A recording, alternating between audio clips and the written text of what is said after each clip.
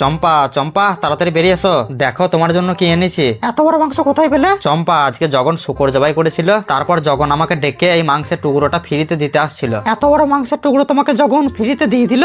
যাই হোক, তুমি যখনকে আমাদের বাড়িতে ইনভাইট করো। ঠিক আছে চম্পা, তুমি মাংসটা নিয়ে রান্না করো, আমি কিছু বাঁশের পাতা কেটে আনি। আজকে চম্পাকে দারুণ বোকা বানানো হয়েছে। বাস বাস, বাঁশের পাতা নেওয়া কমপ্লিট, এবার বাড়ি যাই। আজকে আমি শুকুরের মাংসটা যা রান্না করব না, আজকে আমি নতুন স্টাইলে শুকুরের মাংসের রেসিপি তৈরি করব, যাতে জগন আর কাল্লু খেয়ে হাত ছেড়ে যেতে বাড়ি যায়। আহা, মশলাটা থেকে যা বাস বের হচ্ছে না, বাস বাস, মাংসের জন্য মশলা তৈরি করা কমপ্লিট। এবার ময়দাটা ভালো করে মাখিয়ে নেই, তারপর আজকে আমাদের বাড়িতে তৈরি হবে বাঁশের পাতায় ভাপ দেওয়া লাড্ডু। বন্ধুরা, তোমরা আমাকে ইনস্টাগ্রামে ফলো করতে চাইলে আমার চ্যানেলের অ্যাবাউট সেকশনে লিংক দেওয়া আছে। চম্পা চম্পা তাড়াতাড়ি বেরিয়ে এসো, দেখো তোমার জন্য কি এনেছি। এত বড় মাংস কোথায় পেলে? চম্পা, আজকে জগন শুকর জবাই করেছিল, তারপর জগন আমাকে ডেকে এই মাংসের টুকরোটা ফ্রিতে দিতে আসছিল। এত বড় মাংসের টুকরো তোমাকে যখন ফ্রিতে দিয়ে দিল?